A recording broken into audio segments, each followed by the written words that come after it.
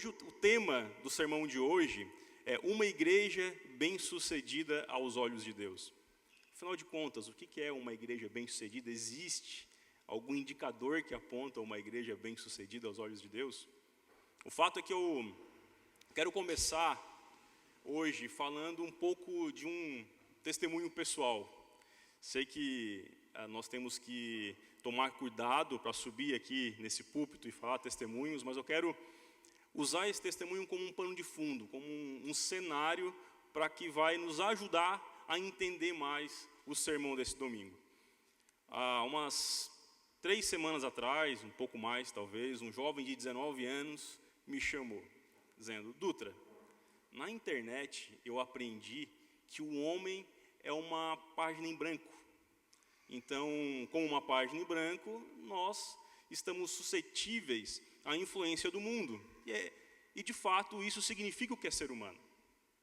E eu fiquei até um pouco chocado com a pergunta dele, porque eu pensei, como um jovem de 19 anos teve acesso a esse tipo de filosofia, teve acesso a esse tipo de narrativa. Mas logo eu já entendi o que ele quis dizer. Mas eu pergunto para vocês, se alguém chegar até vocês e fazerem esse tipo de pergunta: o homem é uma página em branco, vocês saberiam as implicações dessa pergunta? Saberiam quais os riscos ao aceitar essa narrativa, essa filosofia?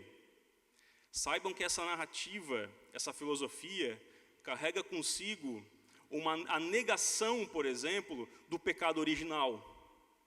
Essa filosofia nega, por exemplo, que nós fomos criados à imagem de Deus. Olha que sério isso. E você sabia que todos os dias você caminha com pessoas, muito provável, que vive de acordo com essa filosofia, mas não sabe as implicações dessa filosofia, aceita esse tipo de narrativa mas é inconsciente, não sabe, não tem um entendimento correto para poder, talvez, negar. Essa filosofia diz que nós somos uma página em branco, e como qualquer página em branco, nós podemos ser influenciados. Ou seja, então eu sou aquilo em que o meu meio é. Na prática, isso carrega aquelas falsas verdades, aquelas falácias, que eu sou a média das 5 pessoas que estão ao meu redor, por exemplo. Então eu começo a caminhar com pessoas em que eu tenho como referência, e eu acredito que por ser uma página em branco, eu vou ser influenciado por elas. Isso também carrega consigo a ideia de que nós não temos gênero. O meio em que nós vivemos é que vai dizer se eu vou seguir um gênero masculino ou um gênero feminino. Ou seja, o fato de os seus cromossomos terem a combinação XY, XX, não tem nada a ver. O que importa é o impacto que as influências ao meio dizem quem você é. Afinal de contas, você é o que você quiser. Não existe limites na nossa natureza. Olha só que sério isso, irmãos. E saber que esse tipo de filosofia tem tomado as nossas igrejas, tem tomado as narrativas de vários cristãos. E no sermão de hoje nós vamos entender o que é uma igreja que madura, uma igreja de sucesso aos olhos de Deus. E entenderemos que a igreja madura carrega consigo 2 indicadores, que é o amor mútuo e o entendimento crítico às falácias desse mundo. Amém? Vamos ao texto bíblico então. Tomar um gole d'água, a logística até já se preparou aqui, me conhece, já trouxe até um papel toalha para mim, sabe que eu suo bastante. Vamos ao texto bíblico, meus irmãos. Eu quero que vocês se ponham em pé, por gentileza. Vamos juntos ler o texto em Colossenses, capítulo 2, verso 1 ao 5. Abra a sua Bíblia, por gentileza. Quem não trouxe a física, acho que tem no telão aqui também, né?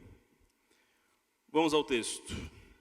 Quero que saibam quão grande tem sido a nossa luta por vocês, pelos que moram em Laodiceia e por muitos outros que não me viram face a face. Faço isto para que o coração deles seja consolado e para que eles, vinculados em amor, tenham toda a riqueza da plena convicção do entendimento para o conhecimento do mistério de Deus, que é Cristo, em quem estão ocultos todos os tesouros de sabedoria e conhecimento. Digo a vocês, para que ninguém os engane com argumentos falaciosos, porque, ausente em pessoa, em espírito, estou com vocês, alegrando-me e verificando a boa ordem de vocês e a firmeza da fé que têm em Cristo. Baixe suas cabeças, irmãos, vamos orar pelo texto. Pai, nos prostramos diante da Tua palavra, Senhor, com muito temor, porque reconhecemos que não somos nada diante de Ti, Senhor, mas reconhecemos também que à medida que Te conhecemos mais, Pai, somos mais parecidos contigo, temos mais consciência sobre quem somos e quem o Senhor é em nossa vida, Pai. E sobretudo, sabemos e reconhecemos que a nossa natureza é incapaz de entender o que está escrito aqui, Pai. Por isso eu rogo para que o Teu Santo Espírito nos dê o discernimento necessário, Pai, e um coração sensível a ouvir e também apreender aquilo que o Senhor fala esta noite a nós. Mais uma vez, Deus, eu oro para que o Senhor coloque no nosso coração um senso de privilégio e honra por ter a liberdade de ouvir a Tua voz, Senhor. Em nome de Jesus, eu rogo para que o Senhor me direcione para a Tua honra e glória. Amém. Podem se assentar, por gentileza. Vou relembrar aqui rapidamente. Não quero me estender muito no contexto da carta, porque foi falado, né, culto após culto, sobre o contexto, mas eu não posso deixar de enfatizar mais uma vez sobre a filosofia, o tipo específico de filosofia que rondava a igreja em Colossos, que era o gnosticismo, talvez uma das principais filosofias da época. E o gnosticismo pregava a ideia de que há sim uma liberdade, há uma salvação. Então ele também pregava uma salvação. Só que essa salvação, ela anunciava uma liberdade em que somente a razão era capaz de alcançar.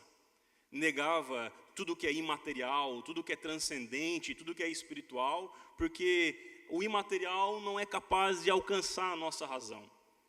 Então, deve ser afastado, deve ser eliminado, deve ser rechaçado de toda a convicção da igreja. E muitas pessoas da igreja em Colossos, inclusive também nas regiões ao redor, estavam sendo convencidas por essa filosofia, acreditando que Jesus, por exemplo, ele não era Deus, que é impossível conseguir assimilar um Deus homem, por exemplo. E eliminavam, obviamente, a figura do Deus, porque é imaterial, e pregavam e aceitavam, até de certa forma, um Jesus apenas homem. A figura de um Deus também não passava de uma ideia que apenas a razão podia aceitar.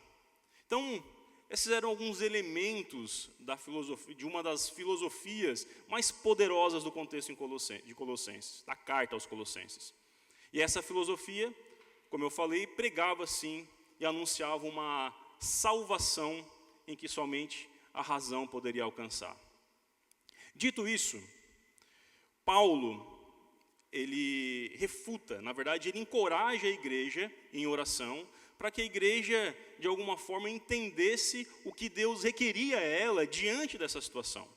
E já no primeiro versículo do capítulo 2, Paulo já inicia com uma declaração que chama bastante atenção, principalmente no contexto de Colossos, que diz: quero que saibam quão grande tem sido a nossa luta por vocês, pelos que moram em Laodiceia e por muitos outros que não me viram. Lembrando que no versículo 24 do capítulo 1, na semana passada, Paulo inicia a carta dizendo que se alegra nos sofrimentos. Desta vez, Paulo diz: quero que saibam que tem sido a nossa luta por vocês. Então, ele iniciou o versículo 24 falando sobre uma alegria no sofrimento. Agora ele também está dizendo que eles têm sido motivo de luta. E essa luta está relacionado a uma agonia que Paulo sentia.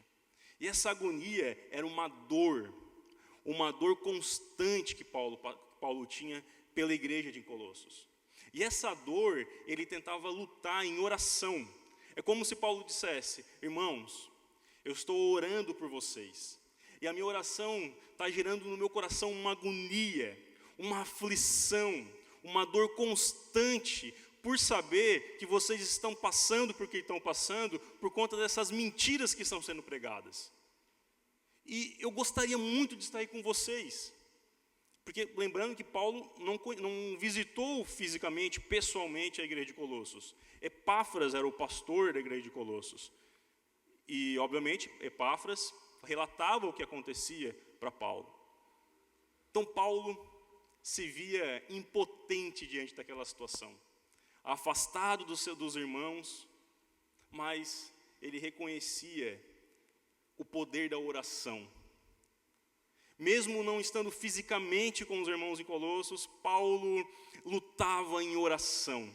Mesmo não podendo proteger a igreja em que ele pregou meses antes, períodos antes, mas ele, em oração, ele lutava pela igreja.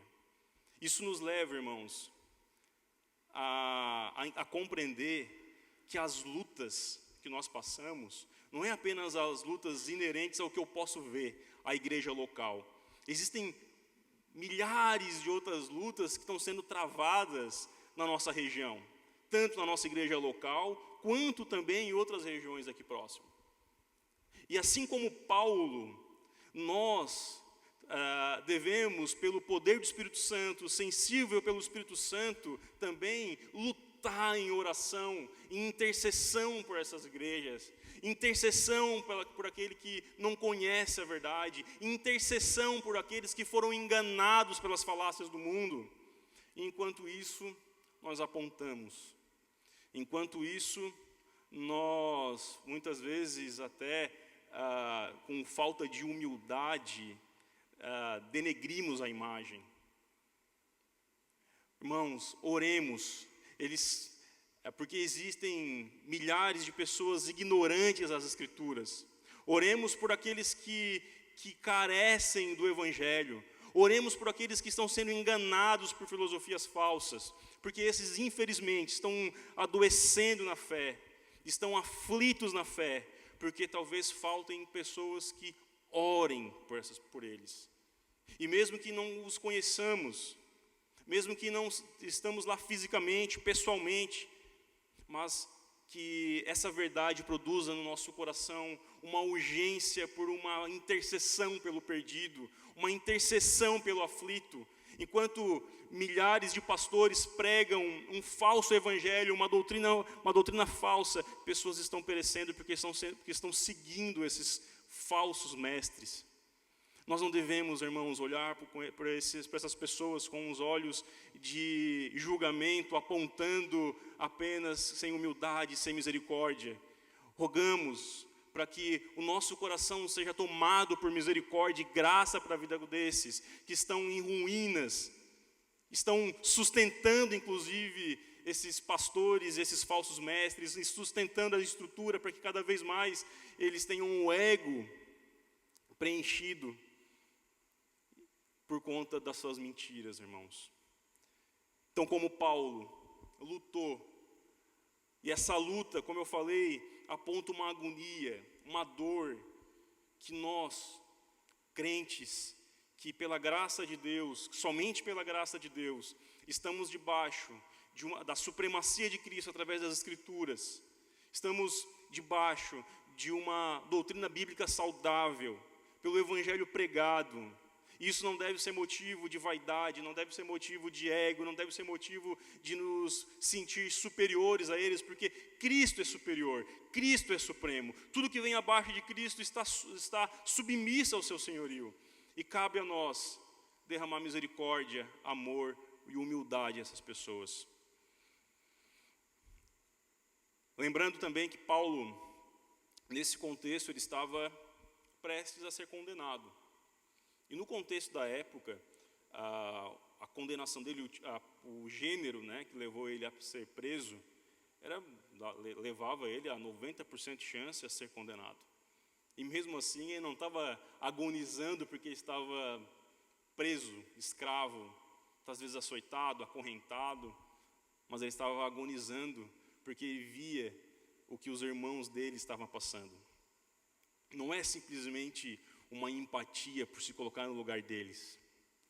É a certeza de alguém que sabe dos riscos que a igreja de Colossos estava enfrentando por conta dessas falácias.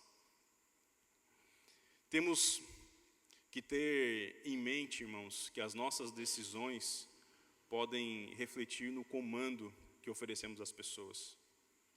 E na vida, nós não lutamos apenas por nós mesmos, mas pela vida de outras pessoas. Assim como Paulo sofria, como eu falei, agonizando, uma dor constante. Ele sabia que, por conta das pisaduras dele, ele estava servindo de referência, exemplo, para que muitas outras pessoas o sigam como imitador de Cristo. E nós adoramos um Deus que escolheu a via do sofrimento para ser glorificado. E foi no sofrimento que o nosso Deus foi exaltado. E é justamente na humildade, na angústia, na aflição, que nós encontramos um ambiente de glória a Deus. Que até mesmo esses ambientes, irmãos, não é glória para nós.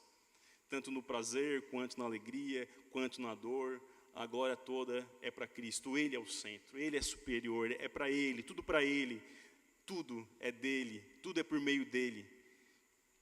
Então, enquanto nós buscamos segurança para nós, ou seja, eu vou me resguardar a minha segurança na minha casa, ou o conforto da minha casa, ou o conforto que o meu trabalho, que é digno, está tudo certo, nós trabalhamos, o nosso salário nos dá a dignidade, a condição de ter uma vida confortável, de ter uma roupa confortável, de ter uma casa confortável, e é digno, graças a Deus por isso.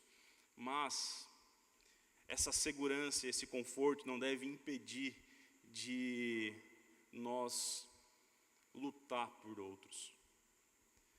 Irmãos, nós como crentes, uma igreja saudável, ela está suscetível e também aberta a passar madrugadas, às vezes, fora, ou porque recebeu uma ligação para acolher alguém. Às vezes, abrir mão de um domingo à tarde, em família, assistindo uma série, e glória a Deus, é maravilhoso isso, e é bom que a gente faça isso, ter tempo com a nossa família, eu não estou falando o contrário, mas muitas vezes, uma vida saudável diante de Deus, nos leva a abrir mão de momentos como esse, nos leva às vezes a estar quase sobrecarregado emocionalmente, para que outros estejam confortáveis. Essa é a vida, irmãos, que foi preparada para um cristão maduro, para um cristão que inspira outras pessoas na fé. Enquanto muitos crentes estão aptos, estão conscientes do seu papel enquanto em Cristo e carregam sim em sofrimento, a luta, em oração pelas pessoas, muitos outros se comportam como consumidores porque sabem que existem outros que fazem isso. A igreja, irmãos, ela é muito mais uma tropa militar do que uma comunidade, de uma irmandade ou qualquer coisa que seja.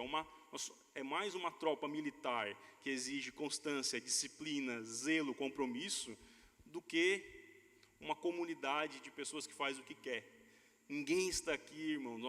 A comunidade, a igreja, ela é um instrumento para o avanço do reino de Deus. E o avanço do reino de Deus requer renúncia. E um detalhe importante, essa renúncia nos dá prazer. Nós encontramos prazer na renúncia. Nós encontramos amor na renúncia. O sacrifício é o paradoxo da cruz, né? O sacrifício da cruz, ele aponta para a ira de Deus lançada no Filho, mas também o amor a um Deus que se entregou por nós. E a nossa caminhada constantemente, ela se volta para esse paradoxo, que é saber que o sacrifício produz prazer, que o sofrimento produz prazer. E é justamente esse lugar que crentes maduros, conscientes do seu papel em Cristo, têm que manifestar. E no versículo seguinte, Paulo, ele prossegue retratando os objetivos da oração dele, porque os versículos que nós lemos aqui, do 1 ao 5, ele se refere aos interesses de Paulo, mostra os objetivos de Paulo aos Colossos. Vamos ler de novo o que o texto fala, versículo 2 e 3. Faço isto para que o coração deles seja consolado e para que eles, vinculados em amor, tenham toda a riqueza e plena convicção no entendimento para o conhecimento do mistério de Deus, que é Cristo, em quem estão ocultos todos os tesouros da sabedoria e do conhecimento. É importantíssimo. Na verdade, os versículos 2 e 3 são essenciais, são centrais para o entendimento da carta. Se você não entender esses dois versículos, dificilmente você vai entender os objetivos do Paulo nos versículos 1 ao 5. Você vai sair daqui, talvez, vai faltar alguma coisa. Você vai ter um entendimento bem deturpado, talvez, do que Paulo está falando. Então, primeiro, ele fala, o coração deles seja consolados. Em algumas traduções, ao invés de aparecer a palavra consolado, usa a palavra exortar. Então, como se dissesse, faço isso para o coração deles seja exortado. Mas o texto aqui na NAA fala consolado. Paulo aqui, ele está falando para que a igreja enfrente as circunstâncias das filosofias falaciosas com coração, confiança e perseverança. Na verdade, esse é o significado da palavra consolo e exortar. Está relacionado a confiança, um coração entregue e a perseverança. Na época do texto bíblico, os generais se deparavam com uma tropa insegura, com falta de confiança, né, cabisbaixo, e o general reunia toda a tropa e dava uma exortação, consolava os soldados, a sua tropa. E a partir desse consolo, a partir dessa exortação, a tropa, ela erguia a sua cabeça e tinha uma confiança perseverante que levava eles a ter uma disposição heróica. Então, o que Paulo está falando aqui é que eles façam isso com uma disposição heróica, uma disposição que eles tenham a capacidade de entregar a própria vida pelo Evangelho, a própria vida pelo entendimento, a própria vida pelo Evangelho que fora pregado a eles. Para que o Evangelho, como uma pedra preciosa, seja zelado, seja protegido, é necessário que nós tenhamos uma disposição heróica, irmãos. É necessário que nós nos entreguemos, é necessário que nós falemos, é necessário que nós compreendemos o que as Escrituras dizem, o que é o Evangelho, quem é Cristo. É necessário, irmãos, que isso no nosso coração produza uma perseverança e uma disposição heróica. Em oração, confiando para que o Espírito Santo de Deus atue e se manifeste na vida desses falsos mestres, gerando e produzindo arrependimento, mas também, irmãos, na igreja que está sendo enganada pelos falsos mestres, que dê sensibilidade, que saímos do nosso conforto, saímos da nossa posição de segurança e preguemos essas pessoas, ensinemos essas pessoas a compreender que o Evangelho é uma pedra preciosa e nós temos a responsabilidade, como cristãos maduros, de preservar a sã doutrina. Mas Paulo completa essa sentença dizendo qual é o objetivo, né, de eles terem um coração consolados, para que eles estejam vinculados em amor. Estamos aqui, o elo, a aliança que nos conecta é o amor. Sem amor não existe igreja. Sem amor nada disso faz sentido. É o amor que nos conecta, irmãos. É o amor que reconhece que depende de um amor maior, que depende de um amor que se sacrificou para que possamos estar aqui, tendo o pleno entendimento das verdades. É esse amor que faz eu olhar para o próximo com humildade, que faz eu olhar para o próximo reconhecendo que eu não sou maior que ele, que faz eu olhar para o próximo com um olhar de atento às necessidades. E obviamente eu não falo isso só para vocês. Eu, enquanto estava pregando esse sermão, eu estava muito confrontado, demais. Importante, irmãos, que nós saibamos as necessidades uns dos outros, não apenas materiais. Assim como também o vínculo do amor deve produzir em nós a honestidade e a humildade, o reconhecimento de que nós precisamos de ajuda. Então, se você precisa de ajuda, saiba que você tem uma comunidade que não vai julgar você, nada. Você vai ser amparado, você vai ser cuidado, você vai ser amado. Agora nós devemos, através do vínculo do amor, estar atento às necessidades materiais, emocionais e espirituais das pessoas. É importante, irmão, demais que a gente esteja atento e sensível. E oração. Roguemos para que o Espírito Santo nos dê um coração firmado em vínculo do amor, e que o amor verdadeiramente console as relações da nossa comunidade. Amém? Quero também chamar a atenção aqui para 3 expressões que Paulo usa no versículo 2, que é riqueza de plena convicção do entendimento. Esses 3 significados aqui são centrais para o entendimento. Riqueza, Paulo está falando, contextualizando. Faça isto para que o coração deles seja consolados, para que eles, vinculados em amor, tenham a riqueza. Riqueza é abundância, plena abundância, algo que não tem limite, é uma riqueza eterna, é uma riqueza, é uma abundância, irmãos, que Deus nos dá só no fato de pedirmos, basta pedirmos, em abundância nós receberemos a riqueza do pleno entendimento de Deus. E é essa riqueza do pleno entendimento de Deus que Deus quer derramar à igreja. É essa riqueza do pleno entendimento de Deus que Paulo está orando para que Deus derrame na igreja. Oremos para que o nosso coração seja repleto, seja consumado pela riqueza, por essa abundância, essa riqueza ilimitada da plena convicção do entendimento de Deus. E esse entendimento também carrega consigo algo que é muito mais profundo do que o entendimento nosso do português. Está associado a um entendimento crítico. Então, esse entendimento está associado a um entendimento crítico, a uma compreensão crítica. É como alguém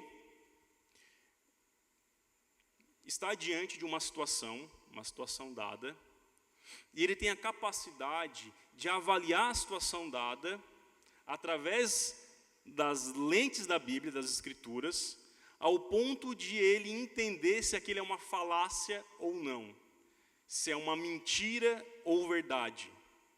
Então, o entendimento crítico é esse entendimento que nos dá a capacidade de identificar o que é pecado e o que é virtude, e o que não é pecado, o que é mentira e o que é verdade. Esse é o entendimento crítico. Então, Paulo está dizendo que a igreja, para que a gente esteja vinculados em amor, com a abundância desse entendimento crítico. Então esse entendimento crítico é o que faz a igreja agir com a verdade diante em qualquer situação. Nós temos a capacidade de identificar as filosofias desse mundo e refutar as filosofias desse mundo. E é justamente isso que fazia Paulo estar lutando no versículo 1, que ele disse que estava agoniando em oração. Porque ele não conseguia também estar pessoalmente para lutar contra eles e refutar e debater contra esses falsos mestres para proteger a igreja. E ele contava, claro, com o pastor Epáfras para que o fizera.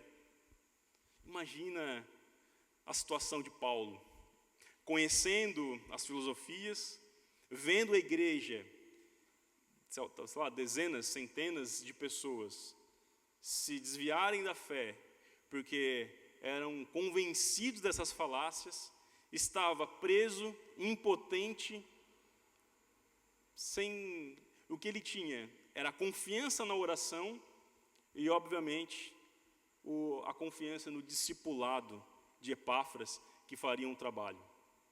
Então esse é o nosso papel, irmãos. Zelar pelo Evangelho e saber que, pedindo em oração, Deus nos dará pleno entendimento. O pleno entendimento, e esse entendimento nos leva à convicção do que é verdadeiro e o que é falso. E claro, isso vai nos apontar para os falsos mestres. Mas o texto prossegue, porque Paulo, no versículo 3 ainda, ele diz: a riqueza da plena convicção do entendimento para o conhecimento do mistério de Deus, que é Cristo, em quem estão ocultos todos os tesouros da sabedoria e do conhecimento.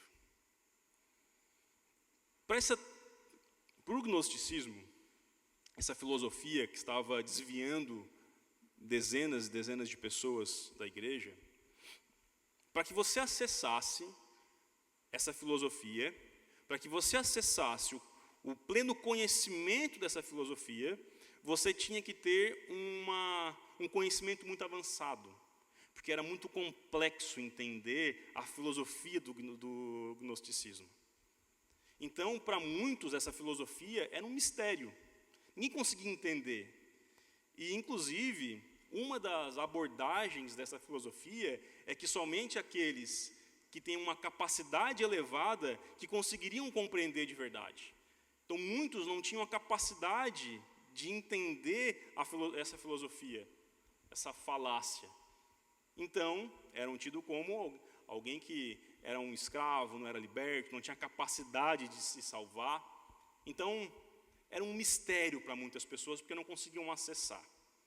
Paulo está falando aqui que existe um conhecimento abundante que não tem mistério nenhum, porque esse conhecimento já foi revelado em Cristo. Existe um conhecimento, o conhecimento do Evangelho não é um conhecimento que precisa de uma capacidade intelectualista, não é um conhecimento que parte de uma ideia, de uma filosofia. O conhecimento do nosso Evangelho, o conhecimento da nossa fé, parte de uma revelação em Cristo. Então, se eu conheço Cristo, eu conheço todo o plano de Deus. Se eu conheço Cristo, eu conheço o Pai, porque ninguém vai ao Pai senão ao Filho. Então, todo o mistério, se houver algum mistério da nossa fé, esse mistério foi revelado em Cristo. Esse mistério, ele está abundante. É só aceitar Cristo em nossa vida, é só devotar a nossa vida a Ele, que esse conhecimento, ele está abundante. E ao estar abundante, nós professamos e vivemos a família da fé no amor mútuo. Cristo, Ele é a supremacia, Ele é superior a qualquer filosofia humana, porque Ele é a verdade. Não existe nenhuma outra verdade. Tudo que está ao lado de Jesus, toda a proposta filosófica é apenas uma ideia. Se alguém falar para você que nós somos ilimitados, que nós temos a capacidade de aprender todas as coisas do mundo, se alguém disser para você que existe um mistério, uma revelação que ainda não foi revelada, você logo vire as costas, porque toda a revelação, todo o mistério já foi revelado em Cristo. Lembrando o que Paulo fala nos versículos 24 ao 29, em que ele diz que o mistério, da glória deste mistério, que é o versículo 27 do capítulo 1, que diz: a este Deus quis dar a conhecer a riqueza da glória deste mistério entre os gentios, que é Cristo em vocês, a esperança da glória. Lembrando que esse mistério que estava em Cristo era um mistério um mistério do Antigo Testamento. Mais uma vez relembrando que Deus, na história, Ele não deixou algo encoberto. Tudo que Deus falou a Abraão, tudo que Deus falou a Moisés, tudo que Deus falou a Davi, ele, além de ter se cumprido, também é suficiente para salvar o povo. Então, não significa que Deus não deu a verdade do Antigo Testamento era uma verdade pela metade. Não, tudo que Deus falou para o povo do Antigo Testamento, da Antiga Aliança, era uma verdade suficiente. Mas essa verdade suficiente se revelou na história, se revelou entre o povo de maneira ainda misteriosa. Porque essa revelação completa, plena, ela foi revelada em Cristo. Cristo é a plena revelação. É Cristo. Tudo aponta para Cristo. É Ele que é a máxima expressão de Deus, como dizem Hebreus. É Ele a expressão da glória do Pai. É Cristo. Cristo. Adoremos a Cristo, nos prostramos em Cristo. Pedimos a Ele, pelo poder do Espírito Santo, que tenhamos a riqueza abundante do pleno entendimento, para que não sucumbimos às filosofias desse mundo, irmãos. Estejamos atentos, porque o que o povo de Colossos passou, não foi só o povo de Colossos. A igreja, muitas igrejas dos nossos dias, igrejas contemporâneas, estão vivendo o que a igreja de Colossos vive também. Na verdade, a igreja viva também está suscetível a isso. Por isso rogamos para que tenhamos a plena abundância do entendimento de Deus, que Deus vai dar abundantemente. Primeiro, nas Escrituras, leia. Se você não conhecer as Escrituras, você não saberá como identificar o que é mentira e o que é verdade. Vão apresentar para você qualquer coisa e você vai acreditar. Vão dizer para você que você é o centro da vontade de Deus e você vai acreditar, porque você não tem conhecimento suficiente para isso, porque você não se debruça nas Escrituras. Mas beleza, eu leio a Bíblia, mas que entendimento eu vou na Bíblia? Venha aos cultos. Deus fala conosco através dos sermãos.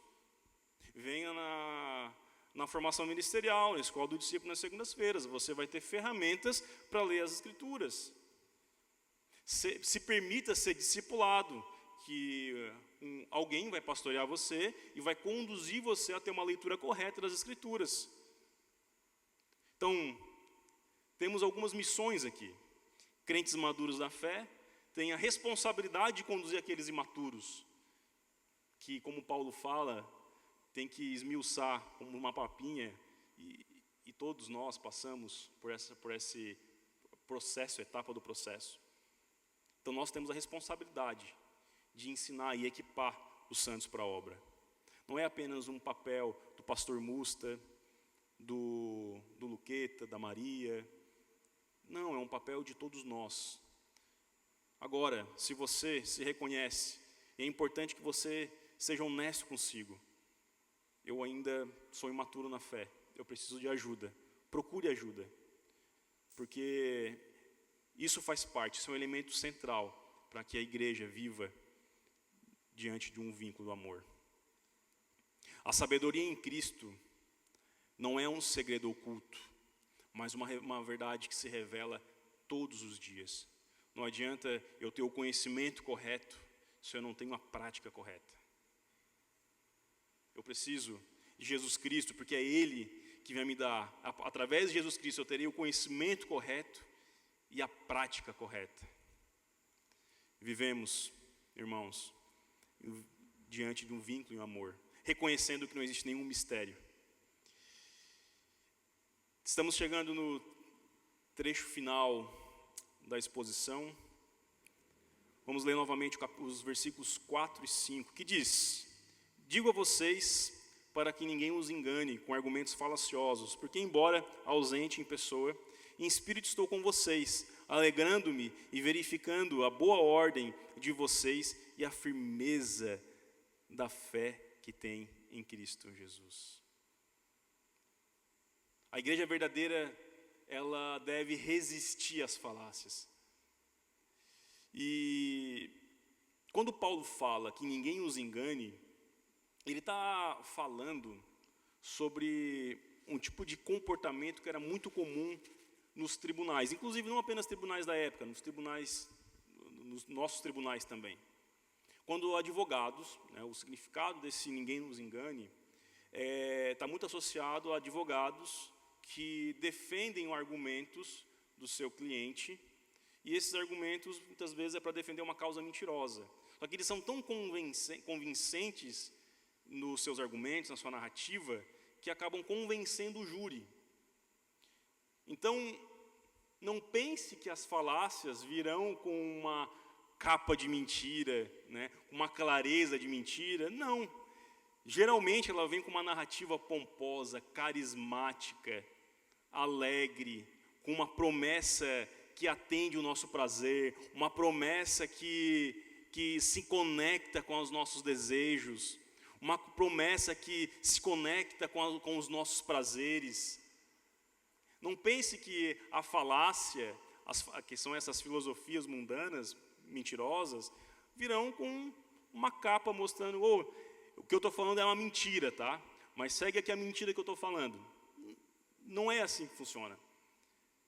E assim como o jovem de 19 anos que me chamou, e graças a Deus por isso, falando sobre a página em branco, e obviamente que ele ficou seduzido por isso, justamente por conta de uma faixa etária em que está procurando se conectar ao mercado de trabalho e está agonizando, encontrando uma forma de rapidamente se conectar ao mercado de trabalho e encontrar sua carreira de sucesso. E essas narrativas mentirosas vêm com a sutileza, querendo enganar, como se fossem uma isca querendo tragar o seu refém, ou caçar. Então, irmãos, pedimos para que Deus nos console com a abundância do pleno entendimento. Essa é a marca de uma igreja de sucesso aos olhos de Deus. A igreja de sucesso, irmãos, diferente do que o pragmatismo diz, que é a que mais sorri, que é a que mais abraça, que é a que mais tem membros, que é a que mais cresce. A igreja de sucesso, vamos dizer, a igreja saudável aos olhos de Cristo, a igreja que mais chora pelos que precisam, a que mais consola, a que mais agonia em oração, mesmo não conhecendo, mesmo talvez não tendo a conexão necessária com as pessoas. E o nosso vínculo do amor não é um vínculo por afinidade. Não nos vinculamos apenas porque temos algum ponto de contato com a pessoa e isso deve me vincular ao amor. Obviamente é importante, talvez para um contato inicial, mas o que deve fazer com que o nosso vínculo se estenda e seja concreto é apenas o amor. Não é afinidade, não é gostos em comum, é o vínculo e amor. E ele finaliza dizendo: porque embora ausente em pessoa, em espírito estou com vocês, alegrando-me e verificando a boa ordem de vocês e a firmeza da fé que tem em Cristo. Mais uma vez o Paulo reforça e aponta para uma ideia militar, quando ele fala boa ordem de vocês e a firmeza da fé. A ordem, nesse caso, ela está associada à fila, ou seja, é uma disposição ordenada, é uma fila ordenada, organizada e firme. Pode vir o vento, pode vir qualquer coisa, qualquer circunstância, vai manter a igreja na linha, vai manter a igreja em ordem. Essa é a ordem que nos deixará firme na fé. A nossa relação, geralmente as analogias que Paulo usa em Colossos, é uma analogia mais militar, irmãos, que exige disciplina, que exige rigor, que exige ordem, que exige zelo, exige compromisso, responsabilidade, suor, serviço. Mas tudo isso não está isolado, tudo isso, o que dá vínculo a isso é o amor. E se nós nos vinculamos a isso em amor, ao invés de sacrifício e dor, teremos prazer pelos sofrimentos daqueles que precisam do Evangelho. Então zelamos pelo Evangelho, zelamos pelas Escrituras, porque que Jesus Cristo voltará. E quando Ele voltar, o que ficará não é o nosso sucesso profissional ou o que deixamos aqui na terra, mas é quantos discípulos nós fizemos, qual é a nossa verdadeira relação com Deus. Se relacione com Cristo. Nós adoramos um Deus que se relaciona, adoramos a um Deus que se entregou, um Deus que se fez homem, um Deus que algumas pessoas tocaram. Nós não adoramos um Deus apenas transcendente, longe, distante. Adoramos um Deus que é pessoal. E esse Deus escuta as nossas orações. E mais do que isso, Ele quer nos abençoar. Amém?